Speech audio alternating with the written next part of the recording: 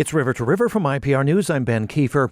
Back in 1924, a black lawyer in Iowa, his name George Woodson, applied to join the American Bar Association, and so did 5 of his colleagues. The ABA's answer was strange. Sure, we'll let you in, but only as a group. One shared membership among the 6 of you. One man walked away from that deal. The other 5 didn't. They said, in effect, fine, we'll build our own. And it was that decision made in Des Moines a century ago why the National Bar Association traces its roots not to Washington or to Chicago, but to Iowa. Today, the NBA is the largest network of African-American lawyers and judges in the country, and this year marks over 125 years since the founding of its Iowa predecessor, and the story behind it is full of things you might not expect. A monument built from 14,000 handmade bricks shaped like an African talking drum. A first-in-the-nation ruling on school segregation decided in Muscatine nearly 90 days before Brown v. Board of Education. A lawyer who couldn't rent office space in Des Moines as late as the 1970s, despite having a grandfather who helped found a national institution. Today, let's start off with 2 people who know this history from inside. We are in for a treat. Henry Hamilton is with us. Henry Hamilton III, a civil rights attorney, former president of the Iowa National Bar Association, author of a recent law review article connecting his founding generation to civil rights fights happening here in Iowa right now. Henry, welcome back to our program. Oh, thanks for having me. Thanks. William Morris is with us as well, author and educator whose grandfather, attorney James B. Morris Sr., was one of the 5 founders himself. William, welcome to you. Thank you for having me. Good afternoon. It's a pleasure to be with you. Pleasure's all mine. James Carter, the current National Bar Association president, will join us a bit later in the program. Let's start with you 2 gentlemen. Henry, perhaps walk us through, because we have to get this straight. It can be confusing. There are so many associations in this little conversation. Walk us through the difference between the Iowa National Bar Association and the National Bar Association. Why do we have 2 organizations, 2 different anniversaries for this decade? Well, we have the one because the first one was started in 1901. The Iowa, it's been called several things over the past: Iowa Colored Bar Association, Iowa Negro Bar Association, and now known as the Iowa National Bar Association. But it was founded in 1901 by 8 African American lawyers who wanted to form a group where they could, network, they could strategize about combating racism, not only in the profession, but also the society, and also to decrease diversity in Iowa's legal community, encourage more African Americans to come to Iowa and to remain in the legal profession, also collaborate for public service, many of the things that we still do today, and of course, address their shared experiences. And many, Iowa was unusual because the Iowa State Bar Association was open to African Americans. As early as 1901, George Woodson, one of the founders of the Iowa National Bar Association, had been a member of the Iowa State Bar since 1901. But in many states, like you have some of the southern states, didn't allow African American lawyers into their bar associations until probably the late 60s. So Iowa was different. But these individuals in Iowa wanted to come together, and you have to picture what was in their mind in 1901. Mm-hmm. This is only approximately 30 years after Iowa even allowed African Americans and or women to practice law. And it's kind of lonely, you want to get together and you want to talk about clients. How do you get clients? How do you maintain clients? You want to talk about public accommodations. These attorneys, great reputations, but they're still African American. Yeah. And so some of the same public accommodation issues that are going on in the community at large are facing these attorneys also. And so they want a group where they can gather and talk about the shared experiences, where they can take clients, where they can meet clients, how best to argue in court, how best to argue before a jury. Yeah. And so they get together and they form this organization. Yeah. And goes without saying, we're in the Jim Crow era. William, give us a sense of what it is actually like to practice law as a black attorney in Iowa in the early 1900s. Well, my grandfather was invited to come to Iowa by George Woodson, who had been a Buffalo soldier in the Indian Wars. Woodson was the co-founder of the Niagara movement, which later became the NACP. My grandfather was working on the railroad between Baltimore, Maryland, and Montana when Woodson invited him out. And he passed. He was admitted to the Iowa bar. He had received his law degree from Howard University Law School, as had Mr. Woodson. And he had immediately volunteered and was selected for officers training at the 17th Provisional Training Regiment of Fort Des Moines. Commissioned as second lieutenant, served in France in combat for 6 months, came back, opened his practice with Mr. Woodson, and in 1922 purchased the Iowa Bystander newspaper from another black lawyer, John Lee Thompson. Now, in those days, there were areas where black lawyers could not rent offices. And my grandfather talks about when he first came back, there were several places that would not rent him an office, but he did. One guy sort of a used desk. I do have the Iowa Bystander for January 1978, talking about my grandfather's obituary. And I'm going to read to you a portion of that, of an interview that was done with him in about 1972. And he said, the first Negro lawyer I ever saw was during an Emancipation Proclamation celebration back in 1905.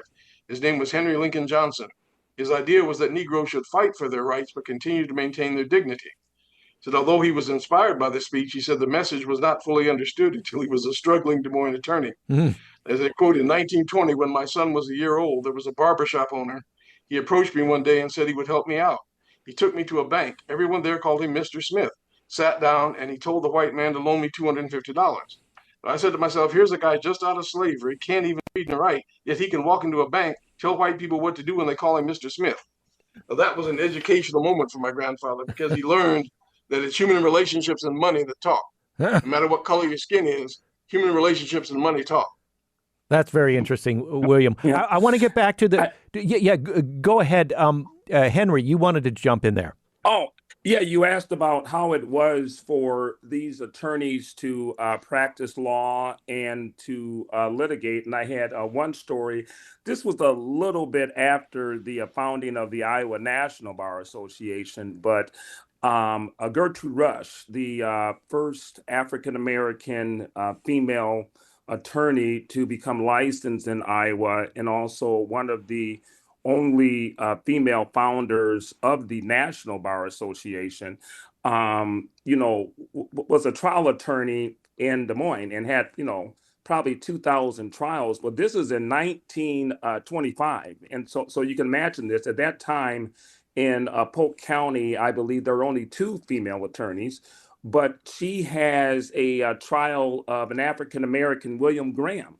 And this is when the Klan is at the height in Iowa, just having some well-publicized marches. The top of the Klan is alleging that 12,000 citizens had joined recently, 1,000 in the city of Des Moines alone, the site of Graham's trial. So, in fact, Robbie Gill, the imperial commander of the women of the Ku Klux Klan, had just convened a 2-day gathering in the city of Des Moines before this trial starts. But Gertrude Rush addresses the crowd, addresses the jury, and the first thing she says is she asks each juror, "Are you a member of the Invisible Empire?" And the papers reported that she did this without hesitation and, without apology, because she had no intention of having her client's fate rest in the hands of a Klansman. And this story, believe it or not, gets national attention. You know, who is this lady, this African American lady, that dare rip the anonymity away from a member of the Klan? Yeah, You know, and because that's the invisible empire, that's the KKK. yeah, exactly. And so, who is this woman, you know, that in this small town in Iowa who so daringly unmasked the anonymity of an otherwise anonymous member of the KKK? Because particularly in, you know, small cities, that was one of the benefits of Klan membership. You know, you could spew hatred and yet go about your daily business in town unknown and anonymous. And she's at a trial outing the KKK, and so she was. That was her boldness, and that's how it was practicing. And I think William can talk about this, and the fear was really big because just a year earlier, some local Klansmen had threatened William's grandfather over the newspaper. I don't know if Will wants to talk about that. William, Oh, we've got about 1 minute before we go to break. If Oh, you sorry. put your running shoes on, please do tell us. All right. Well, the Klan came out to my grandfather's house in 1926 and offered to buy the bystander from him because he was documenting Klan atrocities all over this country. Offered him $5,000 cash. He turned them down. One of them pulled a pistol on him. He responded with his Winchester 97 12 gauge. I still have that gun. And they beat a hasty retreat. He didn't shoot, but they ran off. But they tried to run him out of business. They said they're going to burn him out. So it made it very difficult. They had to sneak into his office at 10 o'clock at night with his uncle Clyde, print the bystander, and get out of there before sunup, because the Klan, Des Moines Ku Klux Klan offices was two stories above his office in the same building. So, and at that time in America, there were 4.5 million card-carrying Ku Klux Klan members nationwide, and they were very politically influential. And hundreds of African Americans were lynched north and south. It was a terrible time. Okay, we have to take a short break. We'll be back with William Morris. His grandfather is one of the 5 founders of the Iowa National Bar Association. Henry Hamilton, former president of the Iowa National Bar Association. We are marking this hour 125 years since the founding of the Iowa National Bar Association. That's the Des Moines organization that gave rise to the National Bar Association in 1925. After its founders were turned away by the American Bar Association. A fascinating history will continue after a short break. I'm Ben Kiefer. It's River to River. Back with more River to River from IPR News. I'm Ben Kiefer. Fascinating history this hour, marking 125 years since the founding of the Iowa National Bar Association. That's the Des Moines organization that gave rise to the National Bar Association in 1925 after its founders were turned away by the American Bar Association.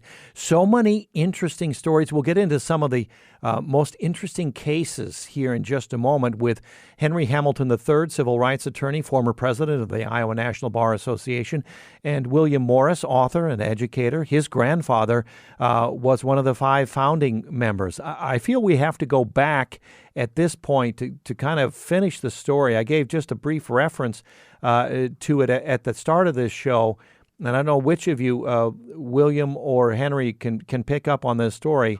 We had George Woodson applying to join the American Bar Association, also 5 of his colleagues, and the ABA's answer was strange. It said, sure, we'll let you in, but as a group.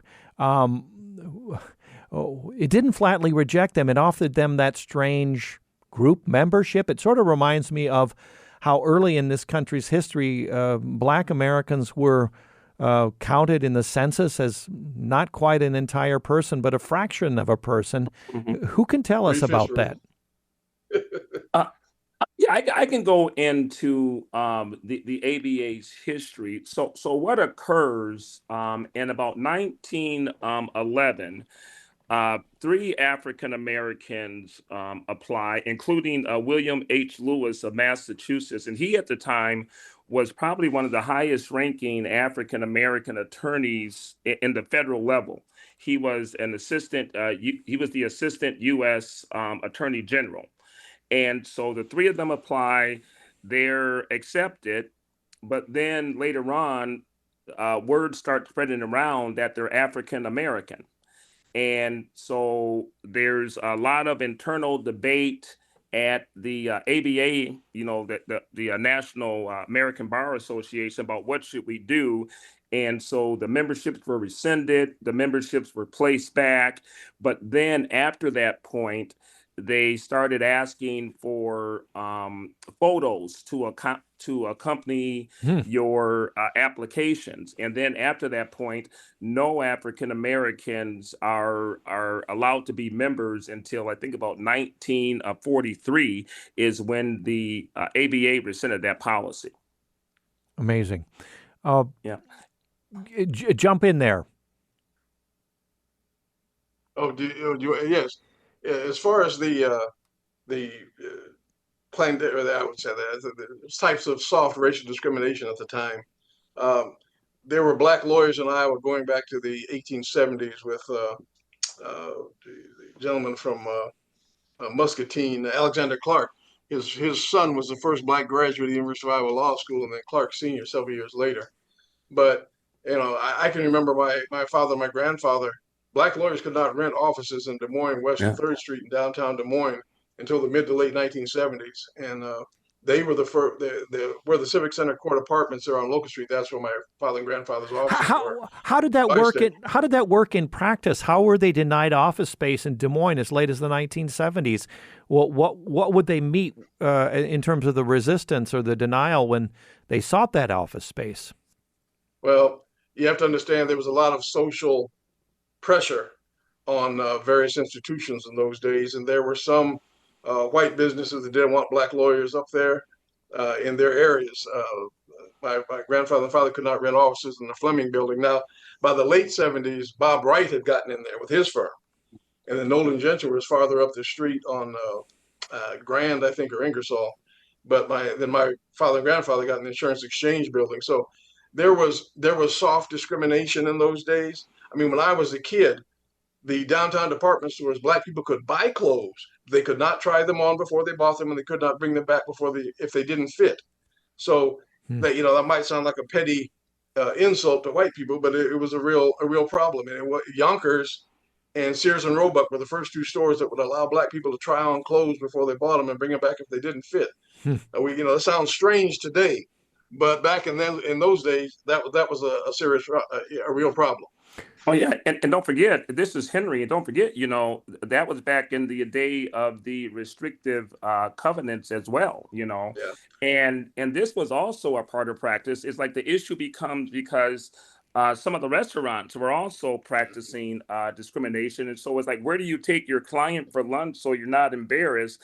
I talked about this in my law review article where S. Joe Brown. Remember, S. Joe Brown graduates top of his class, Phi Beta Kappa from Yep. the University of Iowa, but no one cares about that. He still can't rent space in downtown Des Moines, but even worse than that, he can't find places to eat. And here's a passage from the alumni news from the Iowa alumnus. This is back in 1908.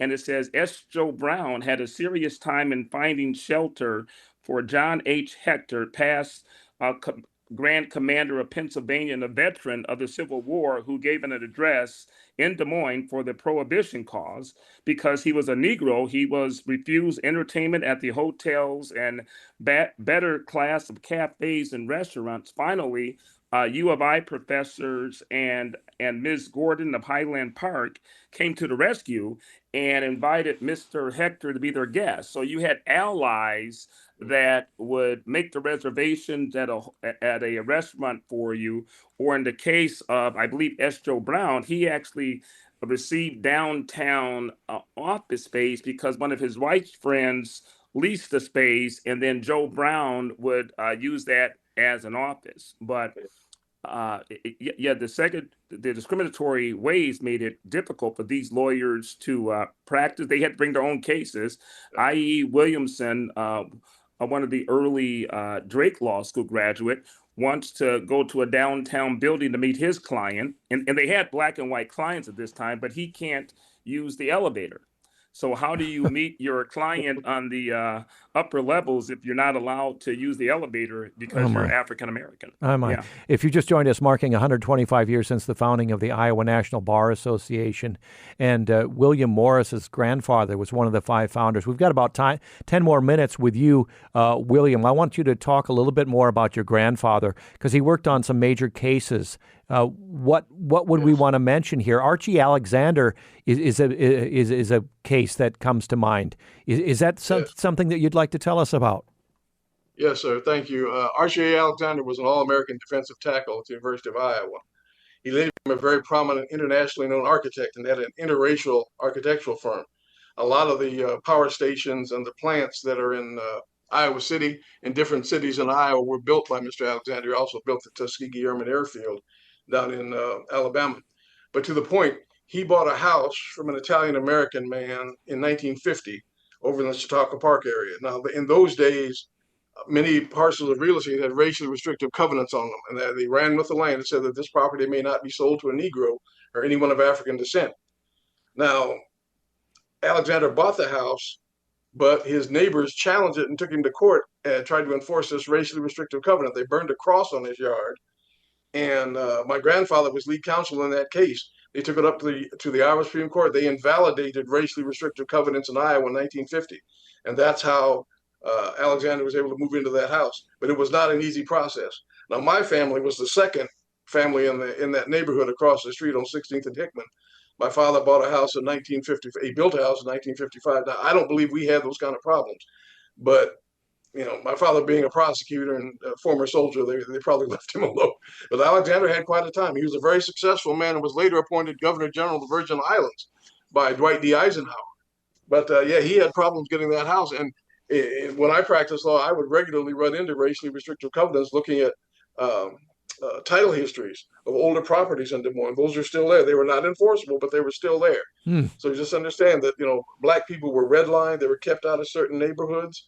And that in itself is an interesting history. But my grandfather was the counsel that went up to Supreme Court and got that racially restrictive covenant thrown out in 1950. Henry, other accomplishments. Yeah, Henry, I wonder if when we talk about remarkable cases, we have to talk about the organization's members going on to argue one of the most important cases in American history, Brown v. Board of Education. Tell us about that. Sure. Well, that was, argued by some well-known attorney, but that was more with the National Bar Association. Yeah, I don't know if But it does have ties back to the founding of the Iowa organization, right? Oh, well, yeah. Well, Iowa itself, you alluded to early on one of the first school desegregation cases involving Alexander Clark Sr., who was later a member of the Iowa National Bar Association. His daughter wanted to attend the local school, and she was denied, Susan Clark, and she was denied because of her race. And so he brings a suit, and 90 years before the Brown versus Board of Education case, the Iowa Supreme Court finds that separate facilities are inherently unequal. And this is, like I said, 9 decades before the U.S. Supreme Court reaches the same conclusion in Brown versus Board of Education. Mm-hmm. William, before you go, I wanted to spend several minutes for you to reflect with this history in mind, and perhaps you want to bring a quick anecdote from all the vast historical knowledge that you and Henry have in this final few minutes with you. Henry's going to stay with us for the full hour, and then we'll welcome the current National Bar Association president on for our third segment. But William, bring this history into the present and remind us, why is it relevant and important for us to think about how far we've come and how far we still have to go when it comes to this story? Well, I think that the primary contribution nationally and globally of the National Bar Association and before that the Iowa National Bar is to show citizens, particularly African American citizens, that change can come. and we don't have revolutions and coups in this country. You can change things by elections, by court cases, by advocacy. And yes, this not America's not perfect. We've got a ways to go.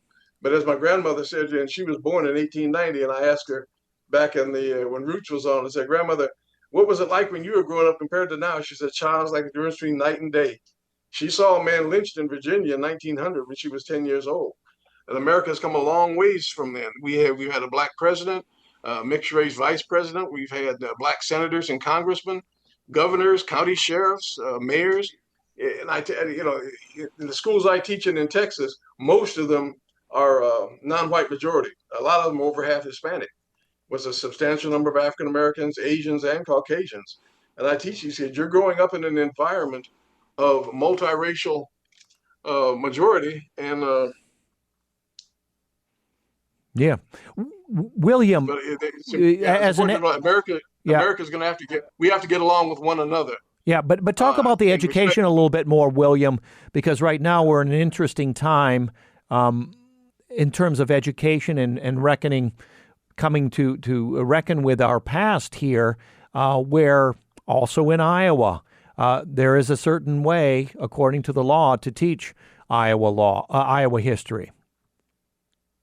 Well, I think we're going to have to take a look at different voices, look at non-traditional sources. In Texas, we do a pretty good job of that. I've got to give it to Texas public schools. The text for the Texas History Department is very good, starting with Native American history before the Spaniards, and talking about Spaniards and Native Americans and later with white colonists, black slavery, free blacks. They do a pretty good job of that. But I think as we come toward a non-white demographic majority in this country in 2030, we're going to have to sit down. We have to forgive one another for the past, learn from the past, make sure it doesn't happen again, but teach what happened. Teach our children, this is what happened. This is how we changed it. Yes, a lot of people died. People went to jail. But we can sit, I look in classrooms where, like I say, the majority of the kids have brown faces. And I tell them, you have to learn to get along with each other, to love one another and respect one another. And that's the greatness of America. Yes, it hasn't always been like that. And yes, we've got a ways to go. But I think if we can learn to respect one another and love one another, regardless of our differences, this nation, its best days can be ahead of it. But we have to learn to forgive and to work with one another and to love one another. So that's my concluding statement. I think my grandfather would agree. Henry, in your recent law review article, you described what's happening in Iowa right now, and we do need a background there. We've got a few minutes before a break, but you describe in that article as cultural cleansing. That's a strong term. Tell us about Iowa's latest laws and what that actually does. Oh, well, yeah. It starts with House File 802, where they essentially try to restrict how American history, particularly African American history, can be taught in school. And it follows, states like Florida, where it looks like they want to treat slavery as some sort of jobs program.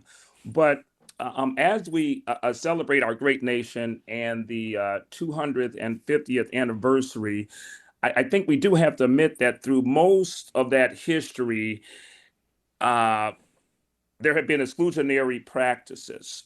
Now, not just against African Americans, we've seen it against Italians and the Irish, against the disabled, against women, clearly, and in fact, some today.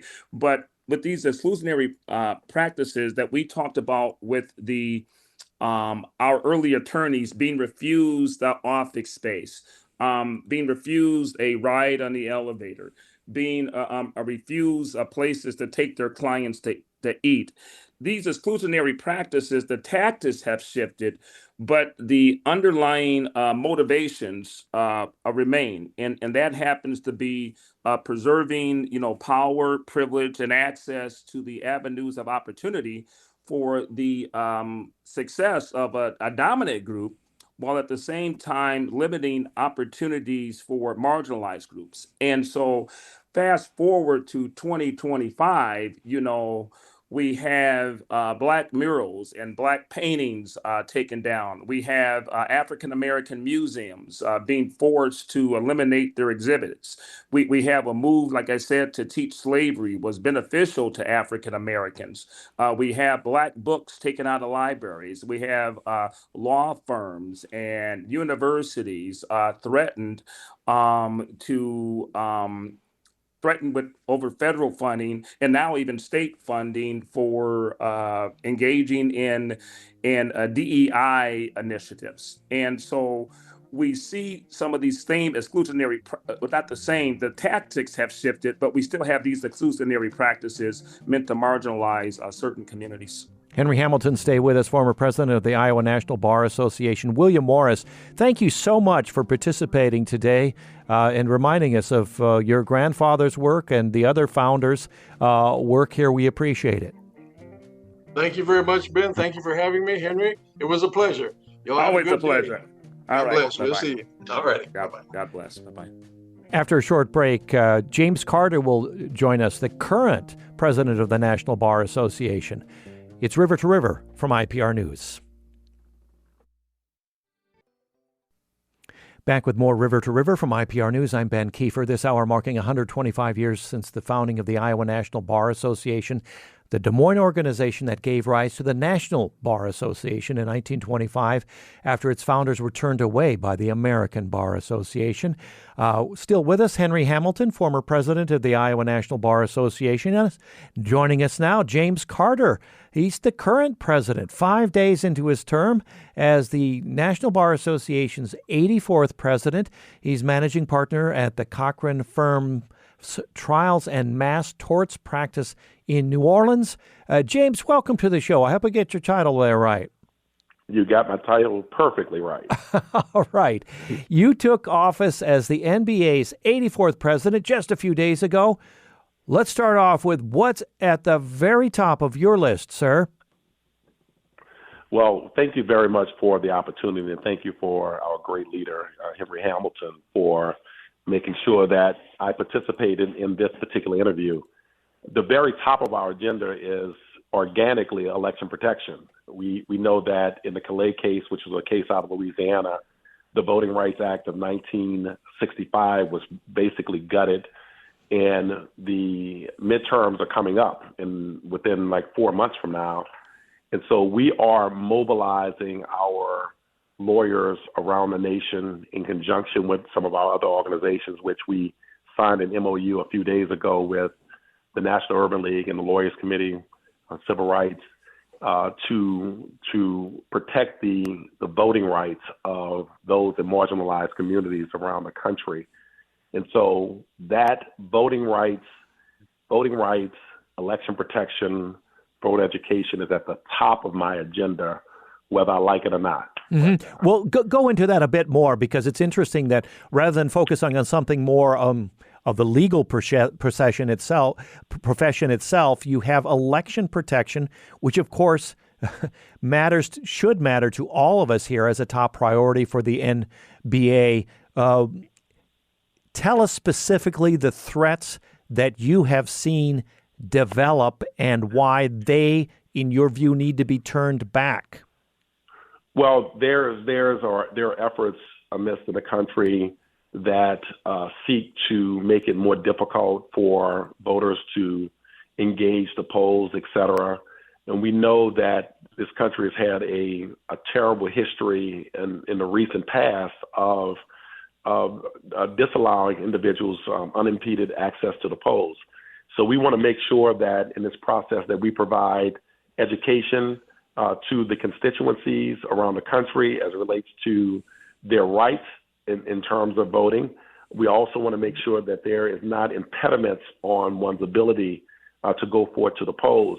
We'll do that by having salons and community meetings around the country, whereby we're educating the constituency on a variety of issues as it relates to voting and proper needs predicate to voting, but also to make sure that we have legal observers on the various scenes around the country to mitigate any threat that may happen that's in dereliction of our right to vote. Mm-hmm. I understand another priority, James, is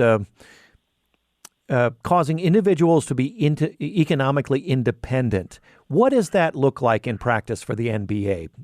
Clue us in. Well, thank you for asking me that also. So one of the things that we find in life is that when one is dependent upon resources coming from third parties, sometimes it mitigates the freedom of that individual to act in a way to their benefit that's unfettered without influence from outside parties. So we are in the process within the National Bar Association of engaging paradigms to have reoccurring revenue into our organization so that we continue to stand independently in the ability to be what we deem ourselves and what we are coined as the legal conscience of America. In 1925, when this organization was founded, these were courageous individuals out of Des Moines, Iowa, who put up a fight in a way that was fearless. And so we want to make sure that this organization is solvent in a way and independent economically, but also we want to make sure our members are that way, and also cause the economic lot of the African American community in particular to take a stronger part in this economy that we call the economy of America, which is the richest country in the world. However, we find ourselves at the bottom of the economic strata year in and year out.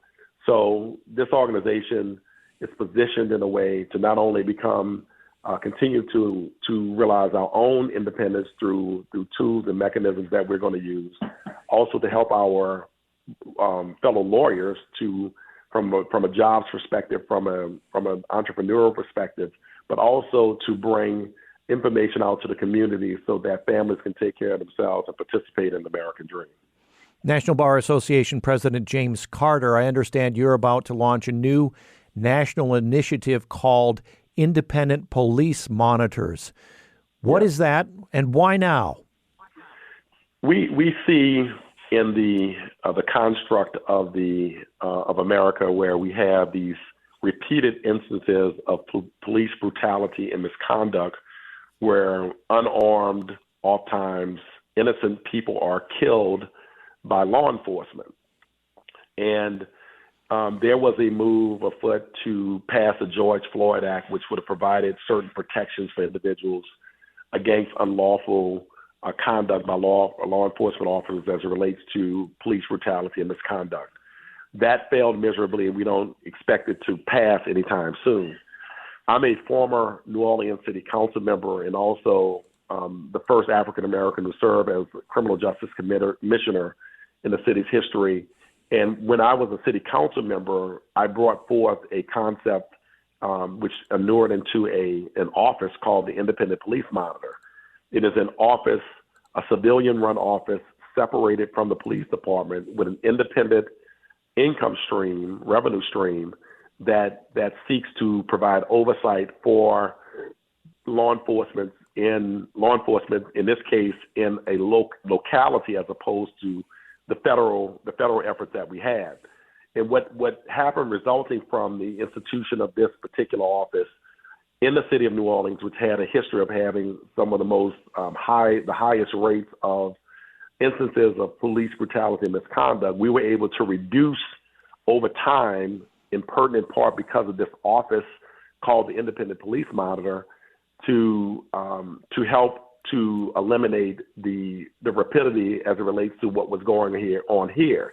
So because this is a methodology and a process that can be instituted and an office that can be instituted on the local level, we are going to be the thought leader around the country in promoting the institution of independent police monitors around the country. Mm-hmm. And so I'm excited about that.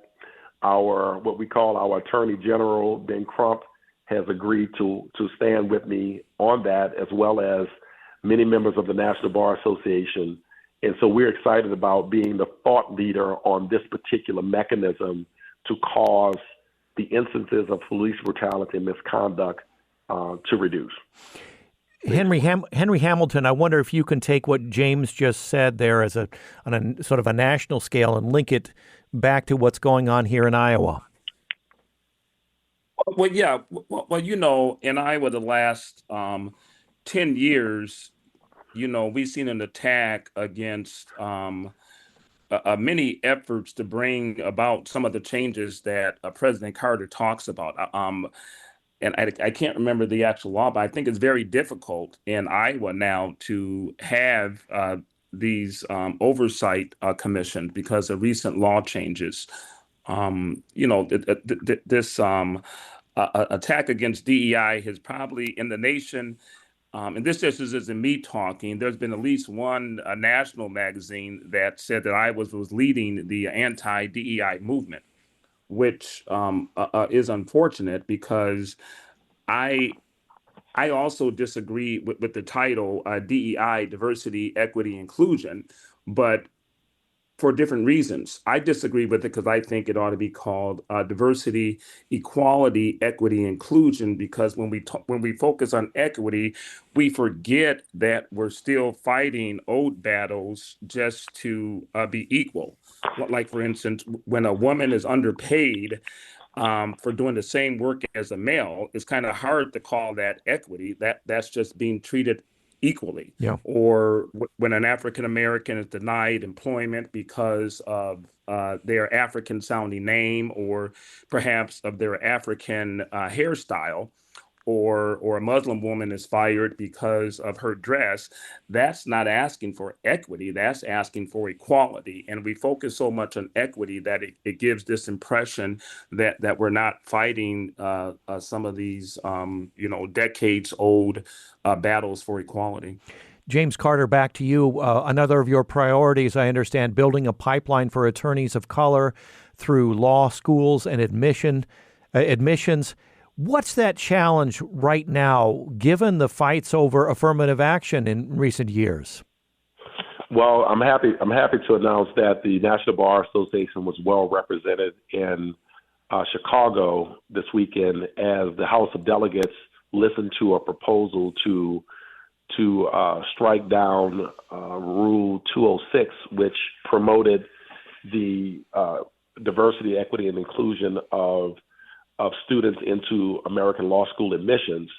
So through the efforts of our past president, Paulette Brown, who was the first African-American female to be the president of the National Bar Association, as well as the president of the American Bar Association, as well as Terrence Evans, one of our other members out of California, as well as our president-elect, and some others actually went before the House of Delegates in Chicago and argued against the elimination of Rule 206. The proposal was a resolution 802, which I learned about an hour ago was defeated. Yes. Defeated in pertinent part because of the efforts of the National Bar Association and many other allies who deemed it to be not the best thing for this country. James Carter, we're running a little bit out of time, but for those of us without a legal background, why can't affirmative action be a thing of the past? Why does it need to be carried on? Basically, because we have not reached the American dream of true freedom, justice, and equality for all. And so therefore, there needs to be mechanisms and tools in place to equal the playing field.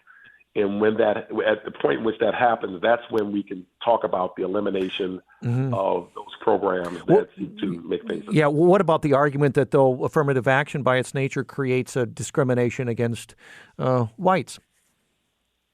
I think that's an errant and a misprint as it relates to an argument there, because affirmative action doesn't seek to discriminate against others. It just seeks to allow a free and unimpeded atmosphere and opportunity for all here in this country. And its goals in its purest form is equality for all of us. It's not to discriminate against anyone. Mm-hmm. Henry Hamilton, did you want to jump in and quickly on that point?